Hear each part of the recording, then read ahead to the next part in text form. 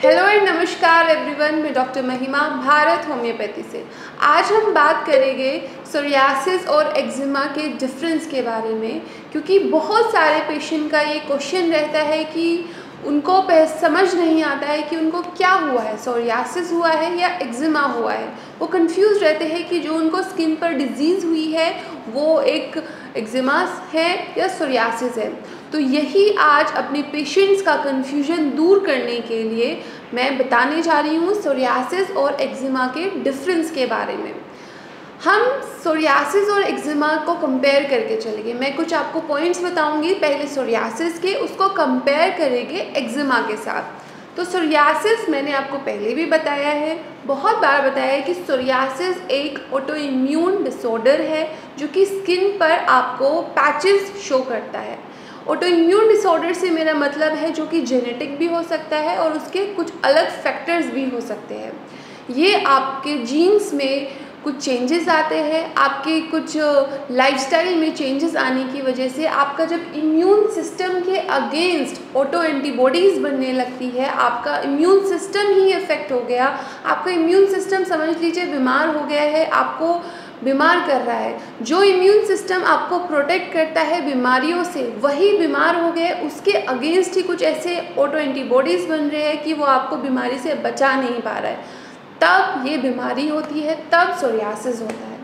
Eczema एक auto immune बीमारी नहीं है। एक्जिमा होता है जब हमें कोई इन्फेक्शन हो गया, सपोज़ फंगल इन्फेक्शन हो गया, या फिर किसी ने गीले कपड़े पहन के रखे हैं बहुत लंबे टाइम तक, उससे उसको कुछ इरप्शंस आ गए, या फिर कोई इन्फेक्शन हुआ, या फिर हाई फीवर के टाइम पे भी कुछ पैचेस आ जाते हैं, एक्जिमा हो जाता है। एक्जिमा एलर्जिक भी हो सकता है। अगर किसी को किसी पार्टिकल से या फिर किसी साबुन से, सोप से, किसी केमिकल प्रोडक्ट से एलर्जी है और वो उसके कांटेक्ट में आया है तो उसको एक्जिमा बन सकता है। तो ये बहुत मेन डिफरेंस है कि जो सोरियासिस ऑटो इम्यून बीमारी होती है और एक्जिमा ऑटो इम्यून बीमारी नहीं होती। वो fever, high fever, infection, fungal infection, ये सब केसेस में दिखता है। सेकेंड पॉइंट है कि सोरियासिस में कैसी खुजली या फिर कैसे सिम्टम दिखाई देते हैं। सोरियासिस में ध्यान रखिएगा, सोरियासिस में सबसे ज़्यादा जलन फील होती है, बर्निंग सेंसेशन पेशेंट फील करता है जहाँ जहाँ उसके इरप्शन या फिर पैचेस होते हैं। सोरियासिस के जो पैचेस होते हैं वो पस्चुलर सोरियासिस होते हैं। वहीं एक्जिमा में पेशेंट को बर्निंग से ज़्यादा खुजली महसूस होती है। बर्निंग होती ही नहीं है, उसको बहुत ज़्यादा इंटॉलरेबल खुजली होगी, तब वो एक्जिमा होता है।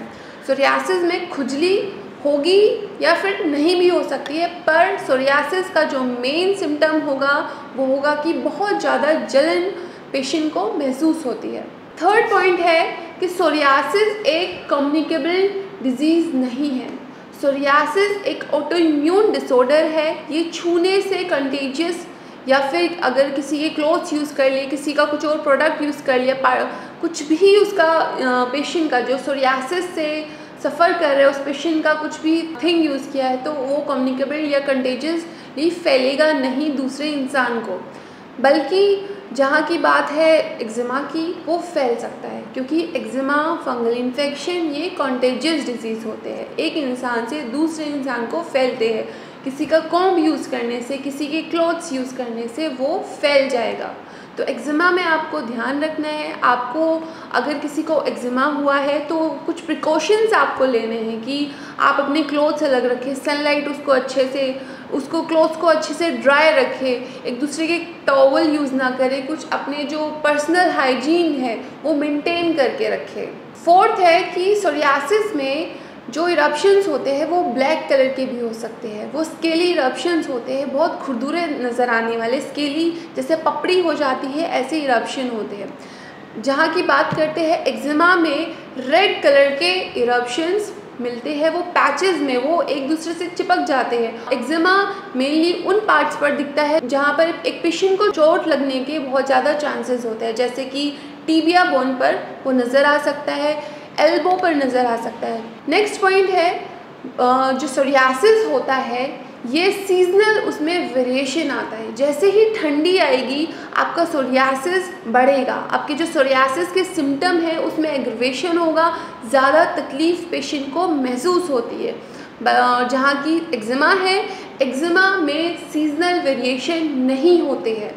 एक्जिमा अगर सर्दी आएगी तो वो नहीं बढ़ेगा, एक्जिमा बढ़ेगा तब अगर आप प्रिकॉशन यूज़ नहीं कर रहे हैं। एक्जिमा फैलेगा भी और एक्जिमा वेदर एग्रेवेशन नहीं होता है। ये बहुत मेन बात है कि कोई सर्दी आई, गर्मी आई तो सोरियासिस में चेंजेस आ सकते हैं, पर एक्जिमा में चेंजेस नहीं आएंगे। तो ये कुछ पॉइंट्स है जो कि सोरियासिस और एक्जिमा को उनका डिफरेंस मैंने आपको बताया है। तो आप पहचान सकते हैं कि आपको सोरियासिस हुआ है या फिर आपको एक्जिमा हुआ है। ये कुछ ऐसी बीमारियां हैं जो कि सेम सिम्टम दिखाती है, पर अगर हम इनको ध्यान से, अगर ये पॉइंट से आप इनको पहचाने तो आप इनका डिफरेंस जान सकते हैं।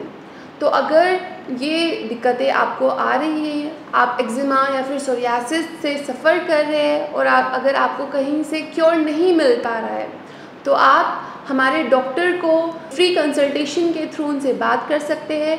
आप हमें अपने डिज़ीज़ की, स्किन के जो पैचेस की फ़ोटो भेज सकते हैं।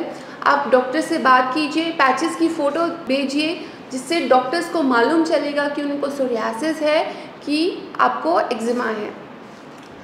आप मुझसे भी कंसल्ट कर सकते हैं। मैं डॉक्टर महिमा और मेरी भारत होम्योपैथी की मेडिकल टीम आपको सोरियासिस या फिर एक्जिमा के लिए उसको जड़ से ख़त्म करने का इलाज देंगे। धन्यवाद।